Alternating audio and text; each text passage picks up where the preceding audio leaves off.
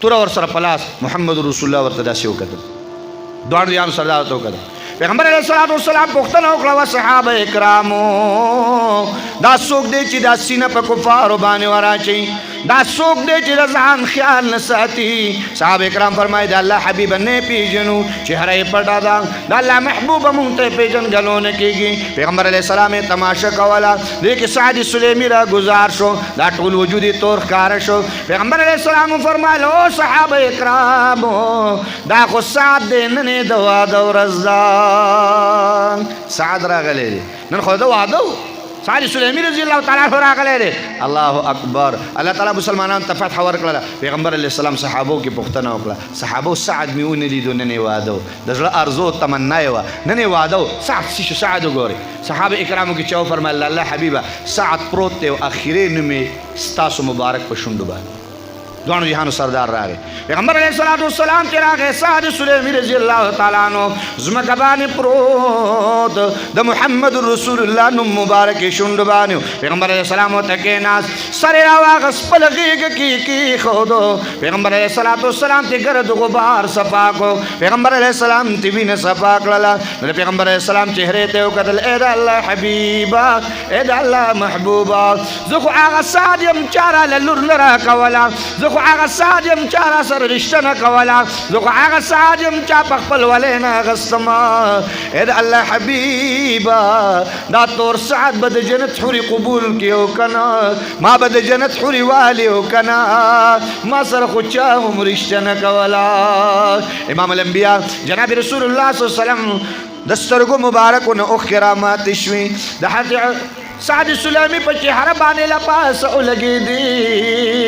د پیغمبر علیه الصلاۃ والسلام غېږه مبارکه کې پروت اخري سلګۍ وی سترګې د چا په چهره پترې غېږه چا مبارکه ده هغه غېږه چې د عرش نم اعلی ده هغه غېږه چې د جنت نم اعلی ده هغه غېږه چې د کعبې نم اعلی ده نکل جائے روح تیرے قدموں کے نیچے یہی دل کی حسرت ہی آرزو ہے ساروانی غېږه د محمد رسول الله روح پرواز کوي غېږه د محمد رسول الله صلی الله تعالی علیہ وسلم پیغمبر علیہ السلام چہرے تے قطن کولا گویا قربانی سنگوا نو اللہ تعالی والا مرگ سنگور کئی گویا قربانی سنگور کلا چھ اللہ در تزین رسختی د کم زیننا د مدینی د زمکن د جاریاز الجنت د زمکن د خانہ کعبه د زمکن اللہ وی سادا تا قربانی ورکلا چھ مال رازی د کم زین برازی د محبوب غېږه به وي ساده ته به مال راځي د محبوب د چهرې دیدار به وي ساده ته به مال راځي زما د حبیب دیدار به کې ساده ستا اخرې دیدار به زما د محبوب چهره وي ستا اخرې کتنه به زما د محبوب چهره وي تیرے معراج تو ہی ہے کہ تو لوح قلم تک پہنچا میرے معراج یہی ہے کہ تیرے قدموں تک پہنچا ستا معراج ثم دنا فتدلى فكان قاب قوسين او ادنى زما معراج ستا چهره زما معراج ستا غېږه زما معراج ستا دیدن زما معراج ستا چهره زما معراج ستا دیدار کول اخري سلګۍ دي اخري سلګۍ دي د امام الانبیاء د سترګو نه اوښکه را روانه د سعد سلیمي په مخ باندې پرېوځي اخري دیدار کوي گویا زه درته وایم چې د الله حبیبه زما نه به ستا روانې زه به ستاسو دې مخ ته ګورم زما نه به روح روانې زه به ستاسو دې مخ ته ګورم زما به اخرې سلګۍ وي زه به ستاسو مخ دیدار کومه ساده څومره بختورې ساده څومره قیمتي ساده څومره با عظمت ساده څومره با وقار ساده څومره اوچت مقام ساده څومره لوی مقام میلا اخرې سلګۍ دي او د محمد رسول الله چهره اخرې سلګۍ دي د محمد رسول الله والضحى مخددار ساری سلیمی پیغمبر علیہ الصلوۃ والسلام غیگ مبارک کی اخری سلگی والی اشهد ان لا اله الا الله واشهد ان محمد رسول الله د پیغمبر په غیگ کې ساور کړه امام الانبیاء ته چهره راواړوله صحابه کرام فرمای د الله حبیب چهره ول راواړوله وصحابو زما سعد له دحور راله یوې سر ته ودرېدا یوې خپو ته ودرېدا یوې ویل سعد زما دی بلې ویل سعد زما دی یوې ویل سعد به ما سره ځي بلې ویل سعد به ما سره ځي دواړو حورو پې جګړه شوه د یوې حورې د خپې پانځې ښکاره شو ما له حیا راله چې زما د سعد بیبي راغلی د جنت نه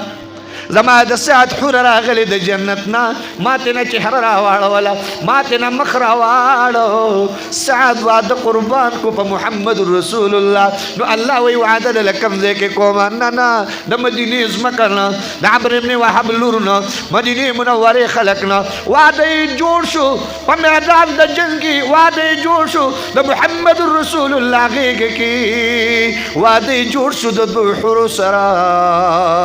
وعده د ځان سره یوړو جنت ته چرته یوړو جی واده وای کنه واده چرته یوړو لگا واده راغله رقم دنه لگا او لاړو کم زیاده لگا چې کله نیک بیبي کنه او پاک دامن بیبي نو دا په کم ځای کې مرګري وای کنه لم ته چاو دی کم ځای کې مرګري وای پمینو وای کم ځای کې مرګري پیښور قصه خوانه کې مې بیان کو پیښور قصه خوانه بازار کې په جمعات کې مې بیان کو د قرنګ د واده بیان په پای کې مې د قشان خبر او چې ان شاء الله نیک پاک دامن خزي نو ان شاء الله دا بر سرا په جنت کې برګري یو بابا پاسې دې بلانه بلتم نخلاصي سره وان شو بارو وته استاړو سار نه اړي سار نشو دې بلانه بلتم نه مې دا بابا جوړ سم تنگ کړي بابا ته نه پور کې ورار نه چې دیندار خزي پاک دامن خزي ان شاء الله دا بر سره په کوم ځای کې یو ان شاء الله جنت کې ورا سره یو ځای ان شاء الله نو عرض مې راکو ودون شوی د آدم علیه السلام نه تر د پیغمبر دوره پورې صحابه دوره پورې اخر نن چې ما او تام په دوه ودونه کې ناس شو د خدای پیغمبر او خدای کلام وي بلکې حمات علیکم من النساء مثنى وثلاث ورباع الله وی دوه کوي او دریو کوي او څلورو کوي سو کوي لگا سور گئے تاسو आवाज نه اوریدي کی आवाज نه جی کو ویلی ملته وې ما نه جی ویلی شي وای خیر आवाज هم نه جی आवाज هم نه والله کا واسطه سو خاصی وای الله رسول پوری اجازه کړی لگا سلورو پوری اجازه ته خدای شروع د سونه کړی دا د دواونه خو از شرط وې ما خپکیږي ما پر یو کې سړی کوندي د شرط پر یو کې سړی کوندي خدای شروع د دواونه کړی پر کې حکمت پروت دی ارے کې دا نه حکمت پروت مسنا وثلاثا لو دوغا دریو کا پا ان خفتم پادو ان دے دا علماء پینو پوئی پا ان خفتم مارنو ایل کڈیریا رہے گی نو مارنو ایل کڈیریا رہے گی نو وہ عشاء منصور شیخ سے بفرمائے کہ غد دوستا نو غد دلے نبی ایو ہوتا کہنا پکار رہے کہ خودے شورو دے سونا کرے لگا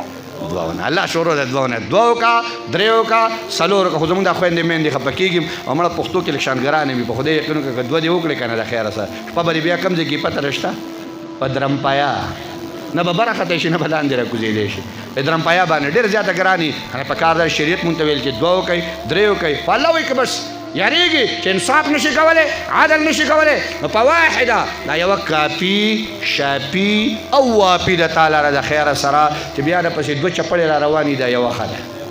دا یو چپړه خره چې راځي چې یو چپړه چې را بل هم را ګزاره کړي چې ویې ګڼډو د خیره نور به کیسه بل شاني نو الله وایي څو کوي دوه کوي دریو کوي او څلورو کوي او پیغمبر علیه الصلاة والسلام فرمایي دواړو جهانو سردار چې بیبي کور ته راله کلی اخلاق وسره پاله پیغمبر علیه السلام فرمایي زه د خپلو بیبیانو دپاره بهترینو اخلاق والم تاسو د بیبیانو دپاره بهترین اخلاق کنځلې کور کې مه کوئ دبول کور کې مه کوئ وهل کور کې مه کوئ دا به نه کوئ انشاءالله تعالی او بیا خو زمونږ د یرونو چې کوم دی د طالب واده دی الحمدلله طالبان چې کوم دی سم خوشحالي په کور کې والله د ټول نه بهترینه زندګي د طالبانو د مولیانو په کور کې تاسو خو چې کوم دی بي خو وته په خدای یقین وکړه خوراک د دوی سکاک د دوی پیزار د دوی جامې د دوی هر څه د دوی ښیي الحمدلله تاسو هم دا خپل بچي چې کوم دی نو عالمان طالبان وګرځوئ کورونو کې الله تعالی عالمان طالبان نه ورشي دغه شان انقلاب به ورسره راځي نو نیکان صالحان بیبیانې به کور ته راولو انشاءالله تعالی یوه دویم ډول او سرنا به پکې نه ډول او سرنا به پکې